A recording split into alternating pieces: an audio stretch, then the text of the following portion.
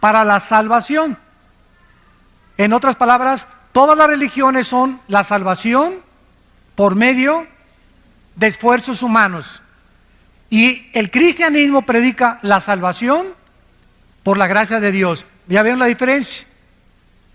Todas las religiones necesitan predicar que se necesita hacer algo, portarse bien, hacer buenas obras, tener ritos, bautizarse, miércoles de ceniza, cumplir con esto, cumplir con aquello. Y cuando venimos al Evangelio de la gracia de Dios, inmediatamente existe un shock, porque estamos acostumbrados a, no, yo tengo que hacer algo para poder salvarme. No es tan fácil la salvación. Necesito hacer algo para poder ser aceptado por Dios. En el tiempo de Pablo, en la carta a los Gálatas, comenzaron a infiltrarse maestros judaizantes que comenzaron a enseñar dos herejías. Una, que la persona era salva parcialmente por la fe, mas también se tenía que portar bien. Síganme con mucho cuidado. Que la persona soy salvo por la gracia, pero después de que soy salvo, necesito hacer buenas obras o mantener yo mi salvación, porque si no, pierdo mi salvación. Esto es un evangelio falso, porque el evangelio de la gracia es la salvación más nada. Hemos tenido a Cristo y de ahí en adelante las buenas obras no son para ganarnos el favor de Dios. No son para poder tratar de alcanzarlas, porque ya estamos salvados, ya hemos sido aceptados por Dios.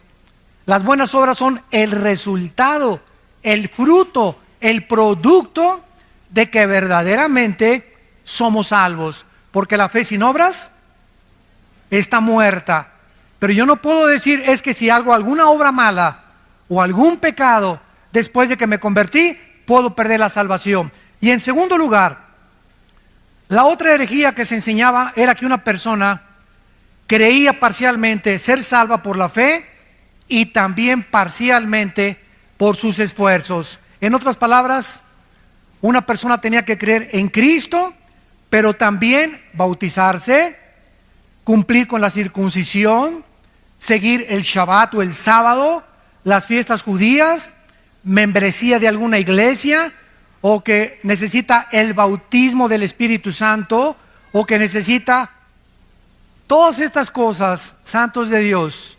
Todas estas cosas estaban alterando, estaban completamente adulterando el evangelio de la gracia de Dios. Qué triste es, ¿verdad?, que cuando tú recibes a Cristo, una persona te diga, pues es que te falta esto, o te falta aquello, o te falta este don para tener al Espíritu Santo. Qué triste, ¿verdad?, que pueda realmente la cristiandad crecer bajo esta atmósfera y no entender realmente qué es el evangelio de la gracia de Dios. Por supuesto que este no era el evangelio que Pablo había predicado. El verdadero evangelio nos enseña que la salvación es únicamente por la fe, sin ninguna obra que se le pueda añadir, porque estamos completos en Cristo. Estamos completos en Cristo, dice Colosenses 2:10. No necesito ya nada más que crecer en la gracia. Después de que te conviertas, necesitas el desarrollo de tu crecimiento y se llama la santificación. Cuando nos convertimos fuimos justificados por la fe. Romanos 5:1. Dios te declara justo aunque no lo seas. Te acredita la justicia gracias al sacrificio de su Hijo en la cruz. Esto se llama la justificación. Número 2, ya que hemos sido justificados por la fe o salvados, viene la santificación. Dice 1 Pedro 1, sean santos porque yo soy santo. O sea, somos santos ante los ojos de Dios. Ahora dice Dios, vive con el carácter que es de Dios, que es la santidad. Ahora vive una vida diferente y apartada del pecado, lucha contra el pecado, guerrea contra el pecado, porque vamos a vivir toda la vida hasta que Cristo venga en una guerra mortal contra el pecado. Entonces la justificación nos justifica y ante Dios no somos jamás culpables. Cristo murió por los pecados pasados, presentes y futuros. Y si alguien dice, bueno, si no pierdo la salvación o Cristo pagó por todos mis pecados, puedo vivir como yo quiera. Espérame tantito. Si una persona expresa eso, no es salva. Porque una persona que recibe a Cristo ha conocido la gracia, la misericordia de Dios que nos constriñe y nos mueve a comenzar a seguir a Cristo y a tratar de vivir una vida diferente con el poder del Espíritu Santo. Y después de la santificación sigue la glorificación. Cuando Él venga, Efesios 1, 13 y 14, nuestro cuerpo será resucitado. 1 Juan, seremos como Él es cuando Él venga. Ya no habrá enfermedades, ya no habrá nada. Porque entonces seremos como Cristo es, con un cuerpo glorificado como Cristo es. No dioses, pero tendremos el cuerpo que Cristo tuvo cuando Él resucitó. Dice Efesios 1:3 que toda bendición espiritual nos ha sido dada, está en pasado. Hemos sido bendecidos con toda bendición espiritual en los lugares celestiales en Cristo. En otras palabras, cuando alguien te dice Dios te bendice, es porque ya te bendijo, porque ya las tenemos. No, Dios me va a bendecir la semana pasada con una casa. Dios me va a bendecir. Todas estas bendiciones ya las tenemos en el cielo, hay que bajarlas. Dios nos dice a los papás, yo te bendigo y tu generación será bendita. Yo sé que mis hijos serán benditos. Y puedes tener un hijo que no camina con el Señor, o una hija que no camina con el Señor ahorita, pero la Biblia dice que Dios ya bendijo a tus hijos porque tu generación será bendita. ¿Qué tienes que hacer? Seguir orando por ellos hasta que veas la promesa cumplida. 2, darles ejemplo, porque si no hay un ejemplo, la promesa no viene. Entonces tenemos que entender esto, que necesitamos caminar con Dios para poder, es como un cheque que nos deja Dios al portador. Lo único que tengo que es llenarlo, ir al banco y cobrarlo. Todo el dinero de mi papá me lo dejó en el banco. Solamente tengo que ir al banco y decirle, este dinero es mío, dénmelo. Todas las bendiciones están en el cielo y a Dios nos las dejó en el banco celestial. Ahora tenemos que bajarlas, pero está estipulado en el testamento que Cristo hizo, ¿verdad? Que estas bendiciones son apropiadas por medio de la fe. No se puede merecer la salvación, no se puede ganar la salvación. Somos salvados por la gracia y por el sacrificio de Jesucristo. Pablo visita en su primer viaje misionero a la iglesia de Galacia, Hechos capítulo 18, 22 y 23, y le fue prohibido por el Espíritu Santo predicar en Galacia. Era una región que se encuentra actualmente en el Asia Menor. Y esta carta a los Gálatas se considera teológicamente como la carta magna de la iglesia, porque Dios ha usado este mensaje para sacudir al mundo en varios o tal vez en casi todos los avivamientos del pasado. El gran despertamiento espiritual de la Reforma, cuando Martín Lutero leyó la carta a los Gálatas, incendió su corazón y entendió que la salvación es únicamente por la gracia de Dios. Cuando Juan Wesley, que creía que se perdía la salvación, leyó la carta a los Gálatas, pudo tener paz en su vida cuando escuchó un sermón basado en esta carta a los Gálatas. Vamos pues a comenzar a ver esta maravillosa carta y analizarla y darnos cuenta de qué forma el evangelio equivocado estaba infiltrando esta iglesia. Dice el versículo 6 al versículo 9. Capítulo 1 de Gálatas, del 6 al 9. Dice el apóstol Pablo, estoy maravillado, sorprendido, estaba asombrado Pablo, que tan pronto se hayan alejado, santos de Dios. Qué fácil es alejarnos de la gracia de Dios por la influencia de falsos maestros, cuando no tenemos la responsabilidad de discipularnos y estudiar la Biblia entre semana. Se sorprende Pablo que esta iglesia que fundó, así en cuanto se fue Pablo, entraron los lobos, rapaces, judaizantes, a la iglesia a comenzar a adulterar, a agregarle algo a la obra perfecta de Cristo en la cruz. Estoy maravillado de que tan pronto se hayan alejado del que los llamó por la gracia de Cristo, para seguir un evangelio diferente, o sea, de otra clase. Pablo dice, esto no es lo que yo les prediqué. Ustedes están siguiendo otro camino equivocado. Este no es el evangelio de la gracia de Cristo. No que haya otro, dice Pablo, porque es el evangelio de Cristo, el de la gracia, sino que hay algunos que los perturban y quieren pervertir el evangelio de Cristo. Pero si aún nosotros, Pablo se considera a sí mismo que si él mismo el año que entra regresara y les predicara otra cosa que los que le predicó el antepasado, que no lo creyeran. Ni yo mismo puedo cambiar el evangelio de Cristo. El evangelio que les prediqué es el único que puede permanecer. Y si yo regreso a predicarles otro evangelio diferente del que les prediqué, yo mismo vengo a ser condenado por Dios. O si un ángel, dice Pablo, y llega un ángel en la noche y te sacude los pies y te dice, pues este es el evangelio, dice Dios esto y esto y el otro, y lo que te anuncie el ángel o el marciano o el extraterrestre o la aparición o el misticismo o lo que haya sido, cualquier cosa sobrenatural que contradiga el evangelio de la gracia de Cristo, es un perverso, es un falso profeta, es un falso maestro, es un falso apóstol. Así nacen las sectas. Los mormones, por ejemplo. ¿Qué es el mormonismo? Un hombre llamado en el siglo XIX, a fines del siglo XIX, José Smith. Se le apareció un ángel y dijo que se llamaba Moroni. El ángel le dijo, vete a un monte y vas a encontrar unas tablas escritas en egipcio cuneiforme.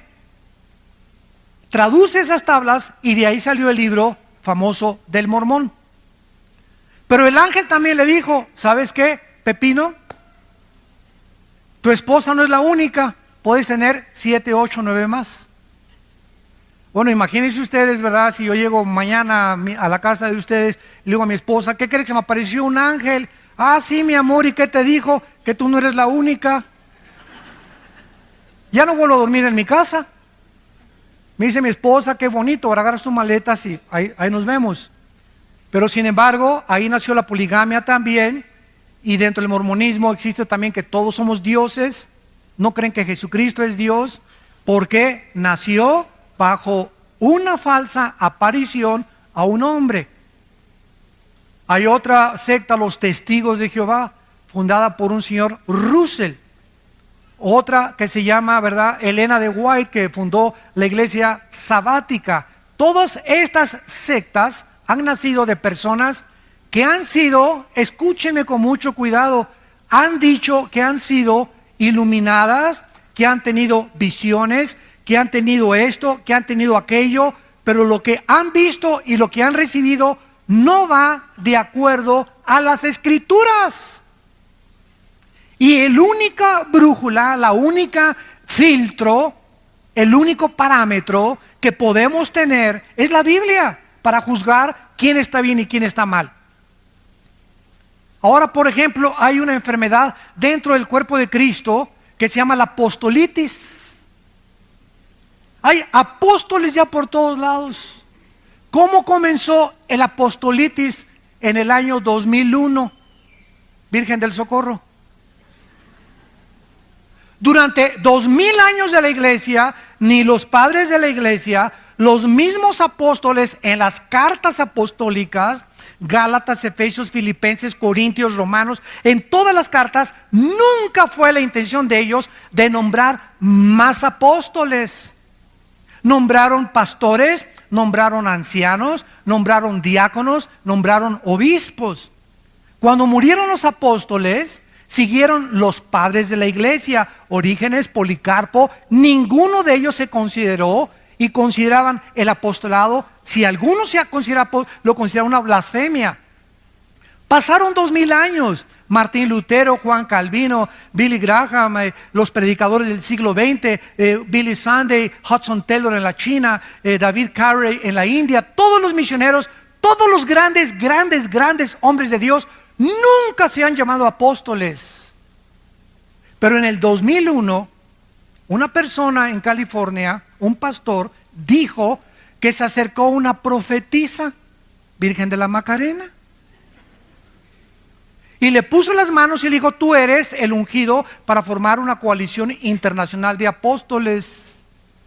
Se fundó un club de apóstoles con $250 de cuota al mes. Y del 2001 para acá, quién sabe, ya todos son apóstoles ahorita. Y todos son autonombrados. Y consideran los que son apóstoles que tienen más autoridad que los pastores. Hay iglesias donde dicen: si en esta iglesia no hay apóstol, no es una iglesia de Cristo. Ni en el libro del Mormón, por el amor, socorro, existe eso. Ni siquiera en las sectas, las únicas sectas que se han atribuido el apostolado ha sido Roma y una secta que se llama La Luz del Mundo en Guadalajara. Son los únicos que han clamado la sucesión apostólica de Pedro. En el cristianismo jamás se vio eso. Los únicos apóstoles fueron los de Jesucristo. Ahora, hay una cosa que se llama apóstol y otra cosa que se llama apostolado, que son dos palabras diferentes. Apóstol significa enviado a una comisión especial. Apostolado es alguien que lleva una comisión de parte de una iglesia, pero no el título del apóstol. Entonces, un misionero del siglo XXI que va a la India o que va a China, o que los misioneros que tenemos nosotros sosteniendo por todos lados, están llevando un apostolado, una misión, pero ellos en sí mismos no se autonombran apóstoles, porque ese título le corresponde solo a los que están en Apocalipsis del capítulo 20, 21 y 22, y les corresponde a los apóstoles de Jesucristo, y sus nombres están en la Nueva Jerusalén. El otro día me encontré un apóstol y estaba así mirándome con los brazos así, y le presento el hermano al apóstol fulano de tal, y así me veía. ¿Y usted qué es? Le dije: yo soy un pobre siervo inútil, le dije. Es lo que soy, un siervo inútil. Usted no es apóstol. No, no soy apóstol. Soy un siervo de Dios, nada más. Inútiles. Y por su gracia somos salvos. Y le dije: ¿cómo se llama usted? Y me dice: Juan Camaney. Por decir algo. Por decir algo. Y le dije: oiga, espéreme tantito. Y me fui a Apocalipsis, a la Nueva Jerusalén. Le dije: oiga, ¿no está aquí su nombre? Aquí están los nombres de los apóstoles en los cimientos de la iglesia, y aquí no está usted. Póngale también 1 Juan Camaney 2:1 a la Biblia. Pero vuelvo a repetir, ya no se distingue. Ya los cristianos aceptan todo como si fuera verdad. Y ya es algo que ya cunde como una infección por todo el cuerpo de Cristo, y nadie protesta, nadie levanta la voz, nadie dice: la Biblia dice. Ya no se citan las escrituras. Entonces se acepta como un hecho, y comienza el cuerpo de Cristo a ser infectado con títulos, y todo esto lo único que hacen es ensoberbecer a las personas.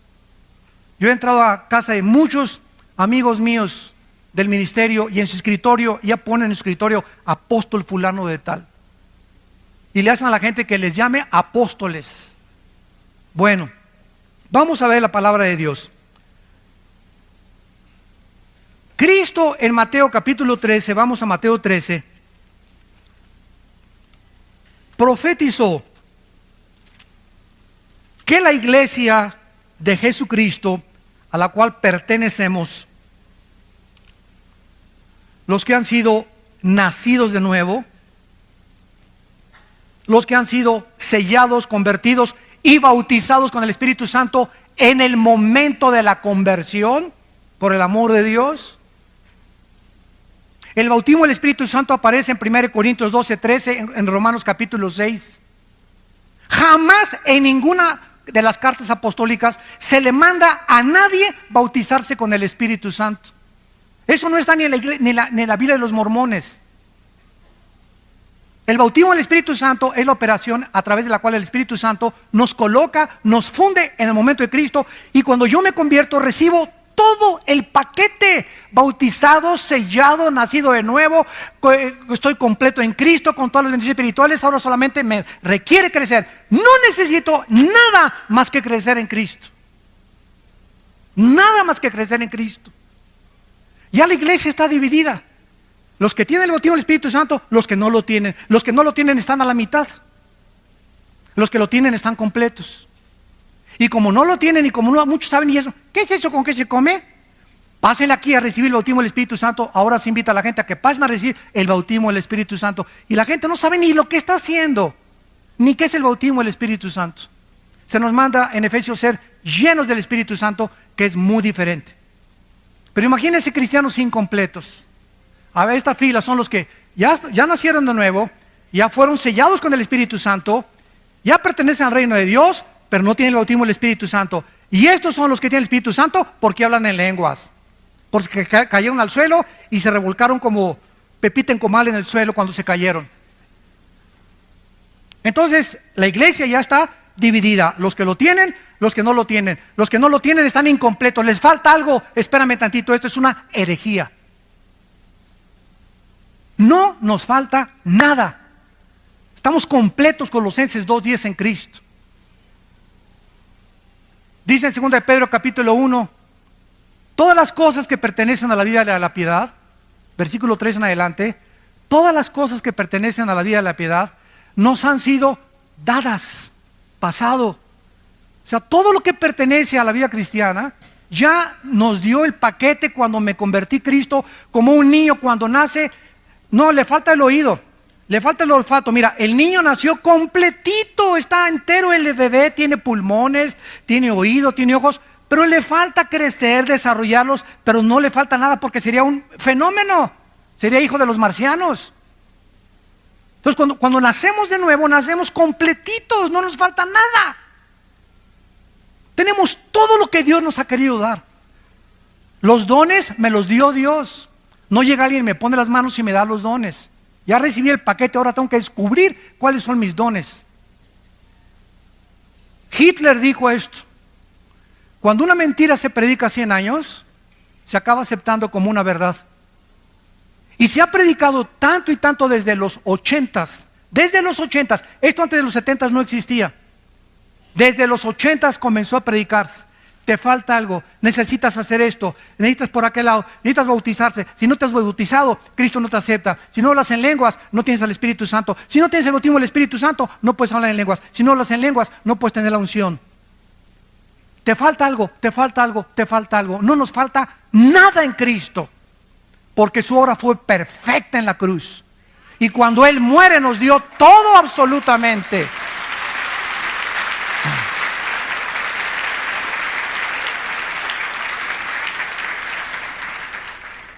Cristo nos advierte en Mateo 13, versículo 24, le refirió otra parábola diciendo: el reino de los cielos es semejante a un hombre que salió y sembró buena semilla en su campo. Pero mientras dormían los hombres, vino su enemigo y sembró cizaña entre el trigo y se fue. Cuando salió la hierba y dio fruto, entonces apareció también la cizaña. Vinieron entonces los siervos del padre de familia y le dijeron: Señor, ¿no sembraste buena semilla en tu campo? ¿De dónde pues tienes cizaña? Él les dijo: un enemigo ha hecho esto. Escuchen, un enemigo ha hecho esto. Y los siervos le dijeron: ¿quieres pues que vayamos y la arranquemos? Él les dijo: no sea que arrancar la cizaña, arranquen también con ella el trigo. Dejen crecer juntamente lo uno y lo otro hasta cuando, hasta la siega, hasta que Él regrese. Y al tiempo de la siega, yo diré a los segadores, o sea, en este caso serán los ángeles: recojan primero la cizaña, átenla en manojos para quemarla, pero recojan el trigo en mi granero. Y en el versículo 36 del mismo capítulo dice: despedida a la gente, entró Jesús en la casa y acercándose a él sus discípulos le dijeron: explícanos la parábola de la cizaña y del campo. O sea, ¿qué nos quieres decir con que el enemigo llegó y sembró la cizaña? ¿Qué es todo esto?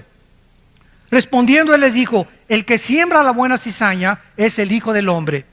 El campo es el mundo. La buena cizaña son los hijos del reino. La cizaña, ¿quiénes son? Los hijos del malo. El enemigo que la sembró es el diablo.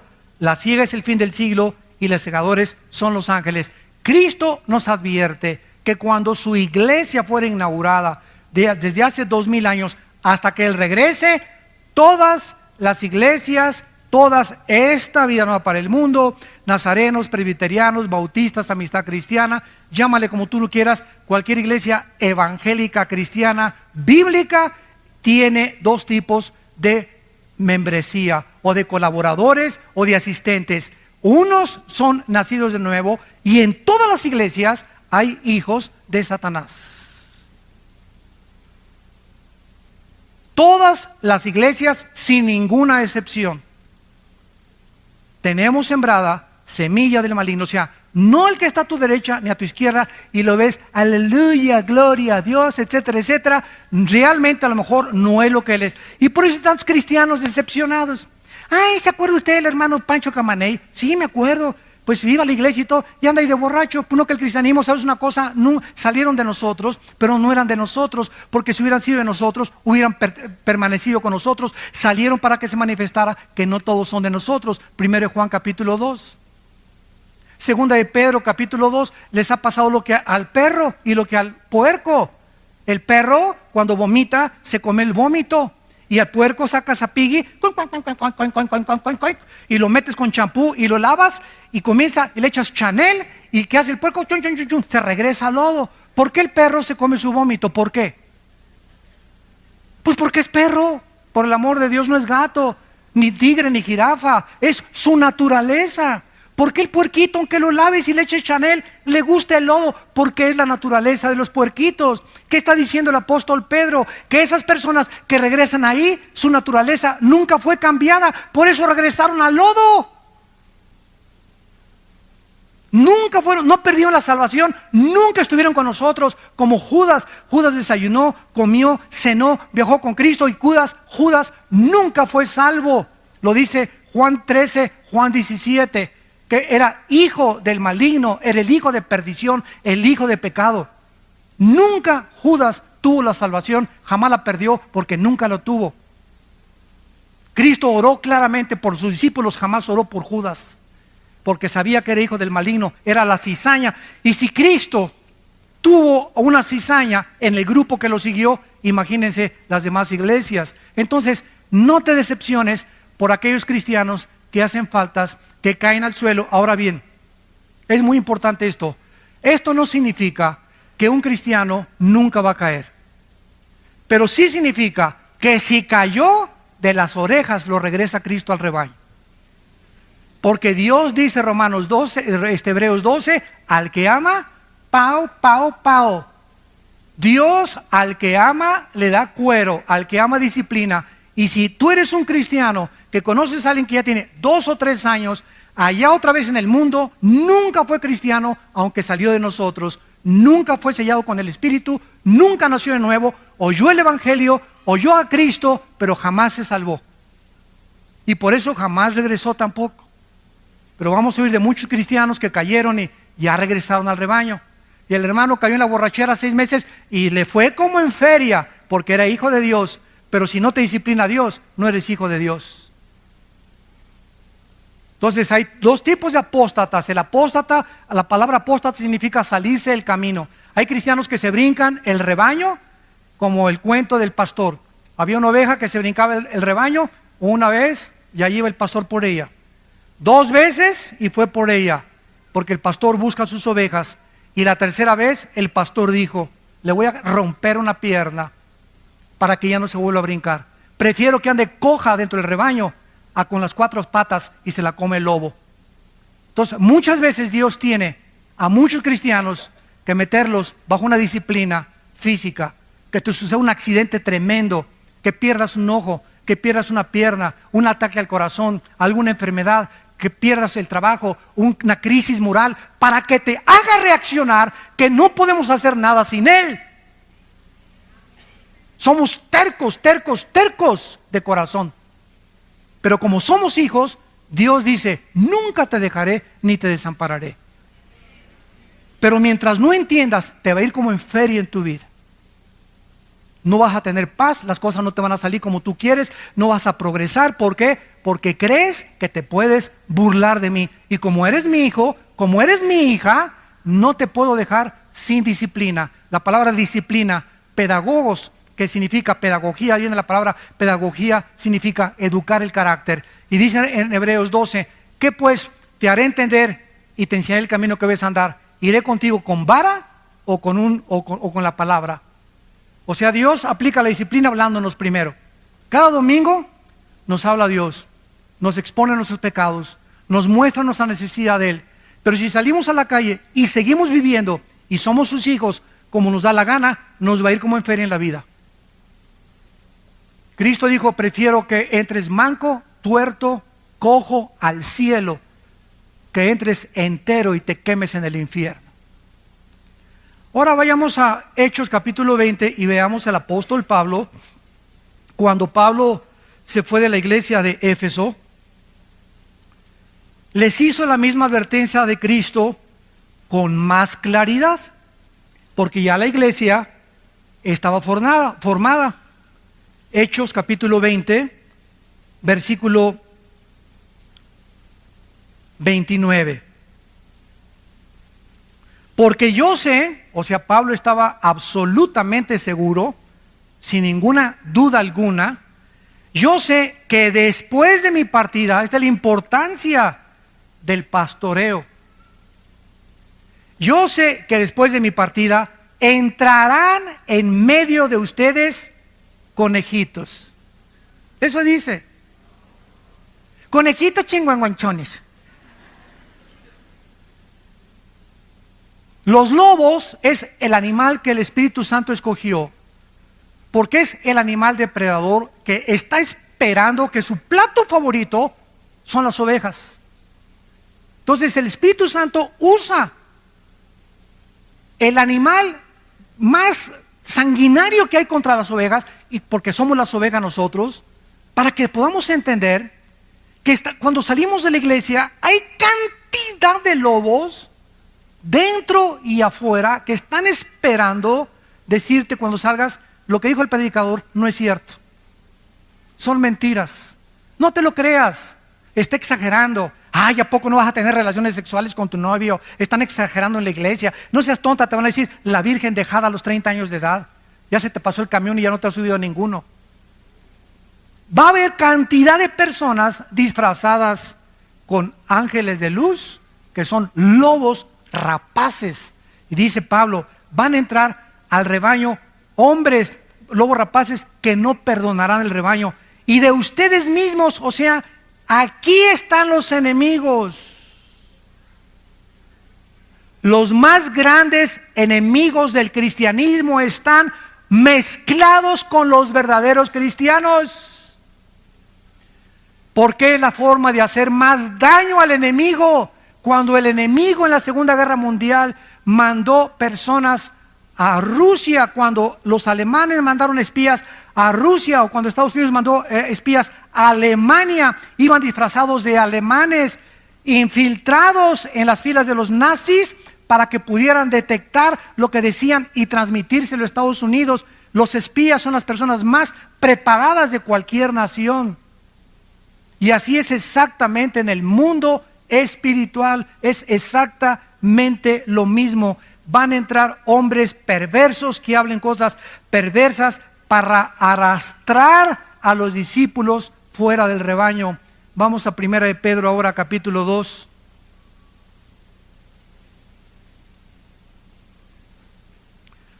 Perdón, 2 de Pedro 2. 2 de Pedro, capítulo 2. Ya vimos a Cristo, ya vimos a Pablo, todos los apóstoles haciendo la misma advertencia. Cuídense del falso evangelio. 2 de Pedro 2. Pero hubo también falsos profetas, como habrá entre ustedes falsos maestros. Se nos está advirtiendo, no se desilusionen, no se decepcionen. Ay, todos son una bola de hipócritas. Ay, este y el otro. Y no he visto un cristiano así, porque tienes tus ojos en los hombres. Los hombres te fallaron y te van a seguir fallando. No hay ningún Dios entre los hombres más que Cristo. Puesto los ojos, dice Hebreos 12, en Cristo. Si los quitas de Cristo y los pones en los hombres, te vas a desilusionar y te vas a decepcionar. Y si te caes del caballo y te fuiste de la iglesia y no regresaste a la iglesia, disque con tu front, ¿verdad? Con tu apariencia. No es que pura hipocresía, no es verdad, etcétera, etcétera. Es porque nunca fuiste salvo. Ni siquiera te ha disciplinado Dios. Es más, hasta te va mejor.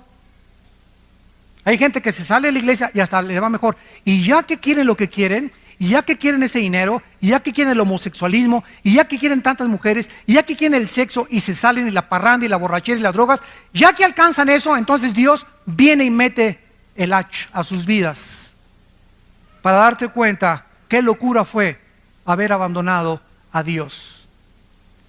Va a haber entre ustedes que dice falsos maestros que introducirán, pero miren cómo entran, por amor de Dios, vean, encubiertamente. Cuando un predicador predica una herejía, la maquilla que parezca bonita, la disfraza para que parezca bonita y parezca que es la verdad.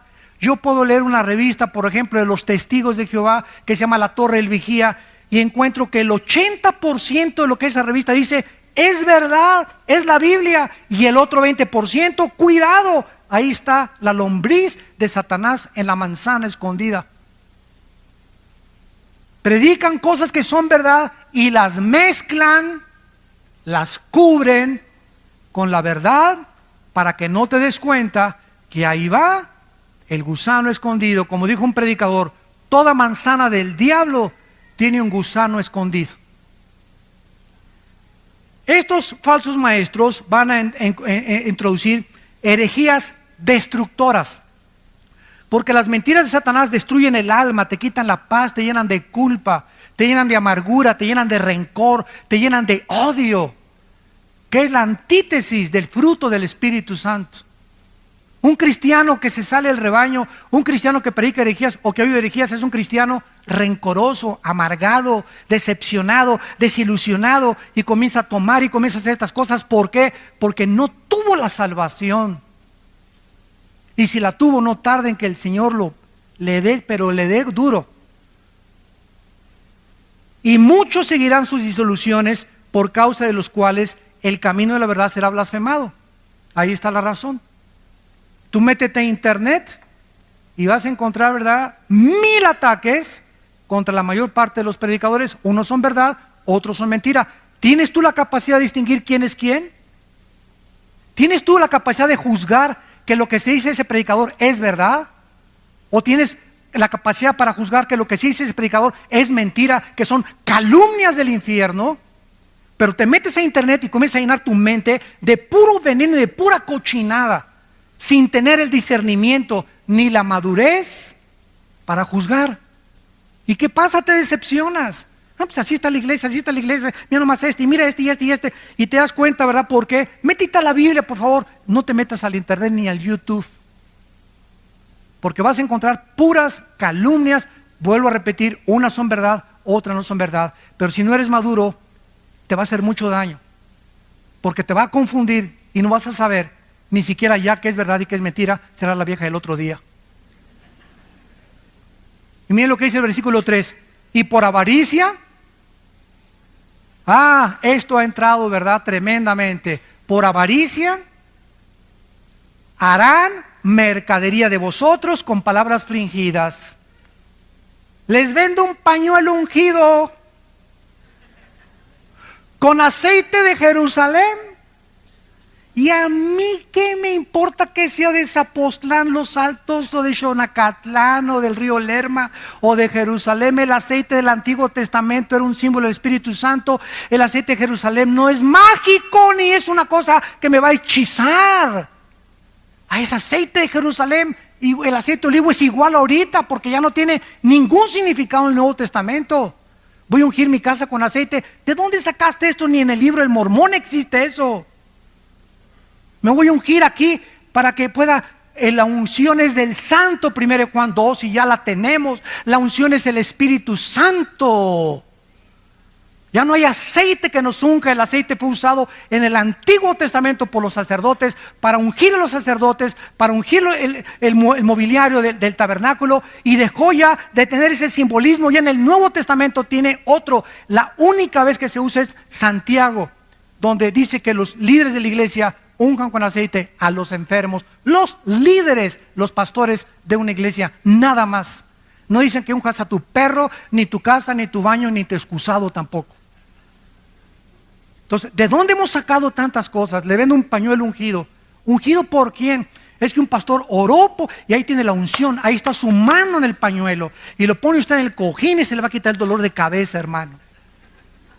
¿Saben ustedes, santos de Dios, cómo se llama esto? Esto se llama hechicería. Quiero decirles algo. La iglesia que estamos estudiando, la iglesia de Galacia, era una iglesia, lo vamos a ver, hechizada. Habían entrado poderes de demonios a esa iglesia, y a los que son la cizaña comenzaron a infectarlos para contagiar a las ovejas sanas.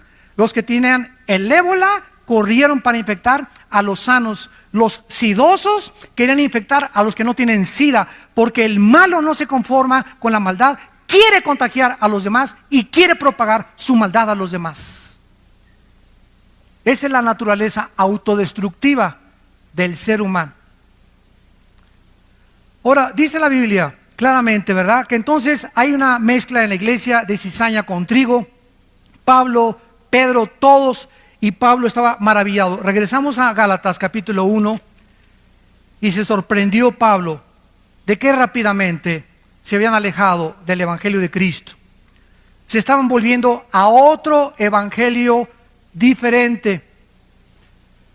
Querían perturbar a los cristianos, quitarles la paz, agitarlos para corromper. La palabra pervertir significa corromper, echar a perder el evangelio de la gracia de Dios.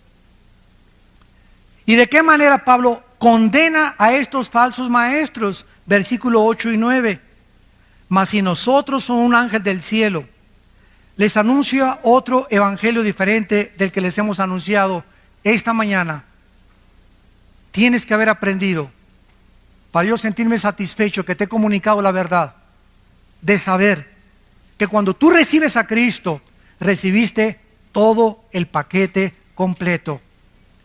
Por gracia, no hay nada después de Cristo ni antes de Cristo que hayamos ganado o que no lo hayamos merecido. Todo es por la gracia de Dios.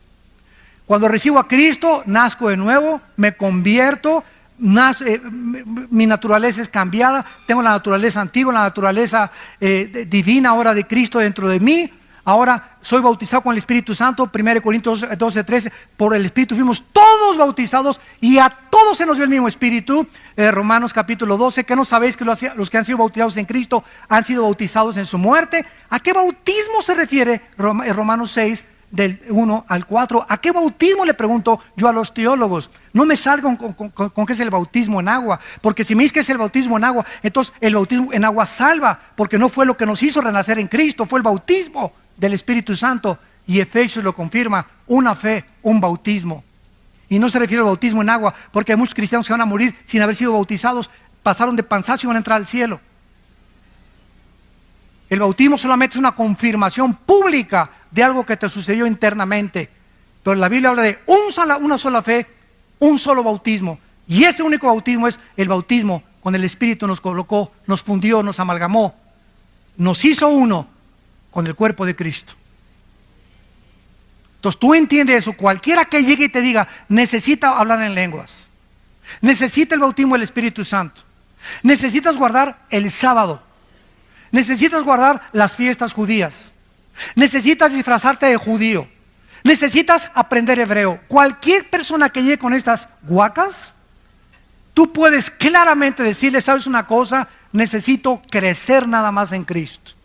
Todas las demás cosas me han sido dadas por su divino poder, mediante el conocimiento de aquel que nos llamó, de su gracia y de su suficiencia. Dice Pablo: cualquier persona que trate de predicarles otro evangelio, versículo 9, sea anatema. esta es una de las condenaciones más grandes que existen en la Biblia. Es una de las más solemnes advertencias en todo el Nuevo Testamento. ¿A quién se le da esta maldición? A los falsos maestros. ¿Por qué? Porque están engañando a millones de personas, conduciendo a miles de personas al infierno, sacándolas del camino verdadero de Cristo. ¿Y saben ustedes cuáles son los motivos de la mayor parte de estos falsos maestros? El dinero, la fama, el poder, la autoexaltación, tener miles de personas. Y ahora creemos que la persona tiene una iglesia de 20,000 personas, o se juntan 40,000 personas con una persona, es una iglesia con éxito. Ahora medimos el éxito por la cantidad de personas y no por la calidad del carácter de las ovejas de esa iglesia, que es una grande diferencia. Cuando lleguemos al cielo no me va a decir Dios: a ver, Armando, ¿cuántas almas, Señor? Estoy en los récords Guinness, más 25 millones de almas gané. Hice 50,000 iglesias, Señor. Mi iglesia tenía 10 servicios, gracias a Dios. Qué bueno, muchachito. Nada de eso es malo, ¿verdad? Bueno, muchachito, está bueno, muchachito. Pero ¿sabes una cosa? Pero tengo contra ti que has perdido tu primer amor. Hiciste muchas obras, muy buenas obras, pero solo una pregunta nos hará Jesús al entrar al cielo. Nunca nos va a preguntar las buenas obras que hicimos, porque las buenas obras que hicimos, o todo lo que alcanzamos y el éxito que logramos y doctorados y todo, estuvo bien, o sea, no estuvo mal, pero eso no es lo principal. Cristo me va a preguntar, al llegar al cielo, ¿cuánto del carácter de Cristo tienes? Dios nos va a preguntar, ¿cuánto del carácter de mi Hijo Jesús tienes? ¿Fuiste manso y humilde de corazón?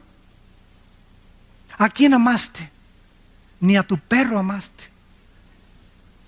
¿Amaste a alguna mujer en tu vida sacrificialmente?